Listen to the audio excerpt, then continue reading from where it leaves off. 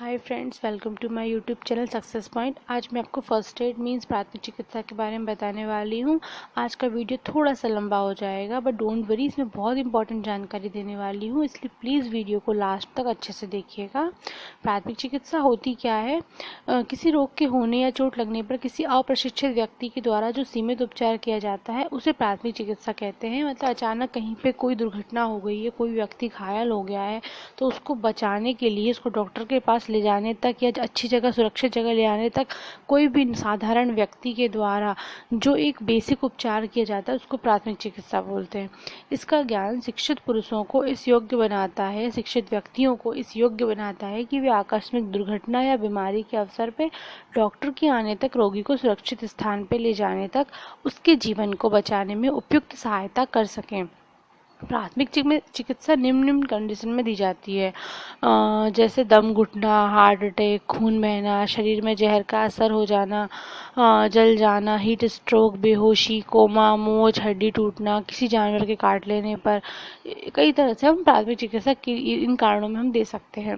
सबसे पहले सांस की जांच के लिए होता है ABC नियम। अगर कोई व्यक्ति बेहोश है या सांस नहीं ले पा रहा है किसी कारणवश, तो सबसे पहले उसकी जांच करते हैं, और अगर उसकी जांच में सांस में कोई प्रॉब्लम आती है तो हम ABC नियम फॉलो करते हैं। ABC यानी एयरवे, ब्रीथिंग और सर्कुलेशन। एयरवे में श्वास नली की जांच करते हैं। इसमें क्या होता है, रुकाव के कारण खासकर बेहोश लोगों में जो जीभ होती है वो लटक के गिर जाती है गले में, क्योंकि मांसपेशियां ढीली हो जाती है, इसलिए गले में पिछले भाग मतलब में जीभ जो होती है वो गिर जाती है। इसलिए सबसे पहले अपनी 2 उंगली अपने थंब और इंडेक्स फिंगर की हेल्प से जीभ को पकड़ के बाहर की ओर खींच लेना चाहिए, ताकि व्यक्ति सांस ले सके। अगर जीभ के कारण वो सांस नहीं ले पा रहा है, उसकी जीभ गले में गिर जाती है, इस कारण नहीं ले पा रहा है, तो नेक्स्ट है ब्रीथिंग। अगर व्यक्ति बिल्कुल भी सांस नहीं ले पा रहा है तो उसको सबसे पहले माउथ टू माउथ रेस्पिरेशन चालू करें। सर्कुलेशन में नाड़ी की जांच करनी पड़ती है। ये हम कलाई के हाथ की जो होता है हमारा कलाई होती है, इसके ऊपर का जो हिस्सा होता है जहाँ नब्ज हम चेक करते हैं, डॉक्टर्स को देखा होगा आपने करते हुए, वहाँ से भी कर सकते हैं। और कान के नीचे सबसे इम्पॉर्टेंट है, कान के नीचे गर्दन के पास जो कैरोटिड आर्टरी होती है उस पर उंगली रखेंगे तो फील होगा, जैसे हमारा हार्ट में फील होता है, हमारे हाथ यहाँ नब्स में फील होता है, वैसे ही सेम यहाँ पे भी फील होता है। और यदि हार्ट बीट चल रही है तो माउथ टू माउथ रेस्पिरेशन चालू करेंगे, और यदि हार्ट बीट नहीं चल रही है तो सबसे पहले हम उसको CPR देंगे। CPR means cardio pulmonary resistance. इसमें क्या करते हैं, जो हमारा दिल होता है, हमारा जहाँ पे हार्ट होता है, जो व्यक्ति है, जो मरीज, उसके हार्ट की जगह पे हाथ रखेंगे अपना एक, उस अपने हाथ के ऊपर दूसरा हाथ रखेंगे और 4 बार जोर से पुश करेंगे। ऐसा करने से व्यक्ति दोबारा सांस लेने लगता है, और यही प्रक्रिया तब तक दोहराएं जब तक उसको सांस अपने आप नहीं लेने लगता है। नेक्स्ट, ये सभी कंडीशन में नहीं होगा, सिर्फ तब होगा जब नेचुरली वो सांस नहीं ले पा रहा है, माउथ टू माउथ रेस्पिरेशन के बाद भी सांस नहीं ले पा रहा है, तब हम उसको CPR देते हैं। खासतौर पे हार्ट अटैक वगैरह की कंडीशन जब आती तब हम CPR देते हैं। नेक्स्ट है सांप काटने पर प्राथमिक चिकित्सा। सांप के काटने पे क्या होता है, कई बार तो सांप विषैले नहीं होते हैं, तो उनके काटने पे नॉर्मली साफ करके दवाई लगा दो तो वो ठीक हो जाता है। लेकिन जब विषैले सांप काट लेते हैं तो ऐसे में बहुत जल्दी से जल्दी फर्स्ट एड देना चाहिए और पेशेंट को डॉक्टर के पास ले जाना चाहिए। और जहरीले सांप के काटने पे लक्षण भी जो है उसकी प्रजाति के अनुसार ही होंगे, यानी जितना ज़्यादा डेंजरस सांप होगा उतने ही ज़्यादा डेंजरस उसके लक्षण भी होंगे। जैसे नाग या कोबरा या करे के जब काटता है तो उसके काटने पर न्यूरोलॉजिकल, मस्तिष्क से रिलेटेड लक्षण दिखते हैं, जबकि वाइपर के काटने पे जो ब्लड सेल्स होती हैं, रक्तवाहिकाएं होती हैं, वो नष्ट हो जाती हैं। इसमें लक्षण क्या होते हैं, मान लो किसी को अगर सांप ने काट लिया है तो त्वचा पे 2 लाल बिंदु जैसे निशान आ जाएंगे, काटे हुए स्थान पे गर्म गर्म लगेगा और सूजन आ जाएगी, आंखों में व्यक्ति को धुंधलापन होगा, लार बाहर निकलेगी, सांस लेने में और बात करने में प्रॉब्लम होगी। ऐसे में फर्स्ट एड कैसे दें? रोगी को सबसे पहले आराम दें, उसको शांति और आश्वासन दें ताकि वो हड़बड़ाए नहीं, घबराए नहीं। काटे हुए स्थान पे साबुन लगा के बहुत सारे पानी से अच्छी तरह से धोएं। सांप के काटे हुए स्थान को हमेशा उसके हार्ट से नीचे रखें, मतलब जब कभी सांप काट ले तो वो जगह को अपने दिल के जगह से नीचे रखना चाहिए, ताकि ब्लड का जो फ्लो है वो नीचे की तरफ हो, वापस जहर उतनी जल्दी ऊपर की तरफ ना जा पाए। वह काटे हुए स्थान और उसके पास में बर्फ पैक लगाएं ताकि जहर का फैलना कम हो जाए। जहाँ पे काटा है वहाँ बर्फ लगाएं और आसपास सब में बर्फ लगाएंगे तो वो क्या थोड़ा सुन्न हो जाता है एरिया बर्फ लगाने से थोड़ी मात्रा में। तो ऐसे में क्या होता है जो जहर का फैलना होता है ब्लड सर्कुलेशन कम हो जाता है तो जहर भी नहीं फैल पाएगा ज़्यादा। फिर क्या करें, प्रभावित व्यक्ति को सोने ना दें, उस पर नज़र रखें वो क्या हो रहा है क्या नहीं हो रहा है, उसकी हालत कैसी, इस पर नज़र रखे रहें। होश ना आने पर एबीसी रूल फॉलो करें, सेम वही एयरवे, ब्रीथिंग और सर्कुलेशन अपनाएं। जितना जल्दी हो सके मरीज को हॉस्पिटल ले जाएं।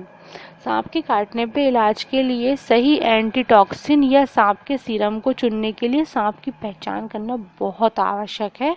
उसी के हिसाब से डॉक्टर उसको ट्रीटमेंट देंगे, वही वाला एंटीटॉक्सिन उसको देंगे जो जिस प्रकार का जिस प्रजाति का सांप होगा। अब है ब्लीडिंग होने पे क्या करें। ब्लीडिंग होने पे जैसे कोई घाव लग जाता है या चोट लग गई है तो ब्लीडिंग कंटिन्यू हो रही है तो सबसे पहले उसमें हम कैसे प्राथमिक चिकित्सा देंगे। तो पहले घायल को हमेशा ऐसे स्थान पे स्थिर रखें जिससे रक्त स्राव का वेग कम रहे। मतलब अगर कहीं चोट लगी तो हम बोलते हैं ना उसको हाथ को ऊपर उठा लो, ब्लड जो है हार्ट के नीचे रहेगा तो तेजी से बहेगा, ऊपर कर लेंगे तो धीरे हो जाएगा। यदि कोई हड्डी टूटी है और उसमें से खून बह रहा है तो फिर उस कंडीशन को छोड़कर अन्य बॉडी पार्ट से ब्लीडिंग होने पर उसको ऊंचा रखना है।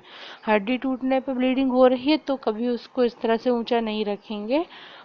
लेकिन अगर अदर किसी बॉडी पार्ट से ब्लीडिंग हो रही है, कट गया है, एक्सीडेंटल कुछ केस है या कोई भी दूसरी कंडीशन से ब्लड बह रहा है तो ऐसे में उस स्थान को बॉडी के पार्ट को हार्ट से ऊंचा रखें। कपड़े हटा के घाव को हवा लगने दें और उस भाग को उंगली से दबा कर रखें जहाँ से ब्लीडिंग हो रही है। बाहरी वस्तु जैसे शीशा, कपड़ा, कपड़े के टुकड़े, बाल आदि को घाव में से निकाल दें। घाव के आसपास एंटीबैक्टीरियल और बीडी रोकने के लिए दवा लगाकर रुई गौज या लिंट से रखकर बांध देना चाहिए, लिंट रख के बांध देना चाहिए। अब अगर कोई डूब गया है या फांसी लगा ली है या गला घुट गया है किसी का किसी कारण से, बिजली से करंट लग गया है, ऐसे में प्राथमिक उपचार कैसे दें। तो सबसे पहले डूबे हुए व्यक्ति को कृत्रिम रीति से सांस दिलाएं। गीले कपड़े उतार के इसको सूखे कपड़े में लपेटें। इसके बाद पेट तथा फेफड़ों में से पानी निकालने की प्रोसेस स्टार्ट करें। कृत्रिम सांस देने के लिए उसे पेट के बल सूखी जमीन पर लिटा दें और उसके शरीर पीठ पे हाथ रख के अपने शरीर के वजन से उस पर दबाव बनाएं। इससे क्या होगा, दबाव डालेंगे तो पेट व लंग्स से जो पानी है वो बाहर आ जाएगा।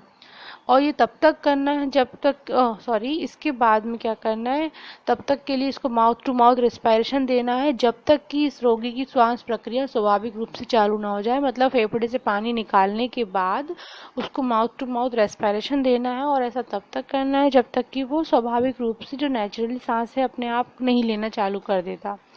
अब है फांसी लगने पे क्या करें। फांसी लगने पे फर्स्ट एड कैसे दें। तो फांसी लगाए हुए व्यक्ति के नीचे के अंगों को पकड़कर तुरंत शरीर को उठा दें ताकि उसके गले की रस्सी का कसाव कम हो जाए। रस्सी का कसाव कम होने पर रस्सी काटकर गला छुड़ा दें, फिर कृत्रिम सांस दिलाएं। गला घुटने की अवस्था में पीठ पे स्कैपुला के बीच में जोरों से मुक्का मारें और फिर गले में उंगली डालकर उसे बमन कराने की चेष्टा करें, यानी उल्टी कराने की कोशिश करें। इसी प्रकार विषैली गैसों से अगर दम घुटने पर दरवाजे, खिड़की, रोशनदान आदि को सबसे पहले खोल दें। कमरे की जो गैस है वो बाहर निकल जाएगी और रोगी को फिर अपने माउथ टू माउथ रेस्पिरेशन देके ऑक्सीजन देने की कोशिश करें। और यदि किसी को बिजली का शॉक लग गया है तो तुरंत बिजली का संबंध तोड़कर रोगी को नेचुरली सांस दिलाएं अगर सांस नहीं ले पा रहा है तो, और उसको उत्तेजक पदार्थों का सेवन कराएं। उत्तेजक पदार्थ जैसे चाय या कॉफ़ी या उत्तेजक पदार्थ होते हैं, गरम गरम तेज उनको पिलाना चाहिए। हड्डी टूटने पर फ्रैक्चर वाले स्थान को पटरी मीन्स ऐसी कोई सीधी पत्ती या कुछ हो जिससे कि जैसे कोई पैर के घुटना फ्रैक्चर हुआ है तो उसको हम जैसे अभी खड़े हो जाते हैं लटका लेते हैं वैसे नहीं करना है, उसको बिल्कुल वैसे ही सीधा रखना है। उसको सीधा रखने के लिए उसको ऐसे हेल्प चाहिए होगी पीछे किसी चीज़ से बांधने के लिए, तो उसको पटरी बोलते हैं। फ्रैक्चर वाले स्थान को पटरियों तथा किसी अन्य तरीके से अचल बनाए बिना रोगी को स्थानांतरित ना करें। उसको एक जगह से दूसरी जगह लेके ना जाए जब तक कि उसके पैर को हम ऐसा या उसके हाथ को या जिस हिस्से की हड्डी टूटी उसको ऐसा ना कर दें कि व्यक्ति को हिलाना डुलाना ना पड़े, तब तक उसको कहीं और ना लेके जाएं। चोट के स्थान से यदि रक्तस्राव हो रहा है, ब्लीडिंग हो रही है, तो सबसे पहले उसका ट्रीटमेंट करना है ताकि ब्लीडिंग कम हो जाए और ब्लीडिंग रुक जाए। बिना ताकत लगाए, बिना बल लगाए अंग को अपने अस्थि वाले भाग से, यानी कि जहाँ से हड्डी टूटी है उसी भाग को वापस वैसे ही स्वाभाविक बनाए रखने के लिए, जैसा है वैसे ही बनाए रखने की जितनी हो सके कोशिश करें। यदि आपको डाउट है कि हड्डी टूट गई है या नहीं भी टूटी है, तब भी उपचार इसी प्रकार करना है जैसे हड्डी टूटने पे करते हैं, उतनी ही केयर करनी पड़ेगी।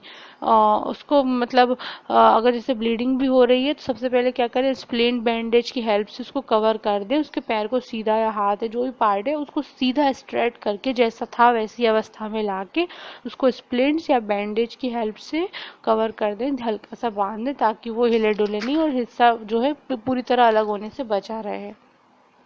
और एक और नोट है कि कभी भी खुले गांव में हाइड्रोजन परऑक्साइड नहीं डालना चाहिए। कई लोग जानकारी के अभाव में जानते नहीं है तो चोट वगैरह में हाइड्रोजन परऑक्साइड डाल देते हैं। ये बहुत ही ज़्यादा नुकसानदायक होता है, इसलिए कभी भी खुले गांव में हाइड्रोजन परऑक्साइड ना डालें।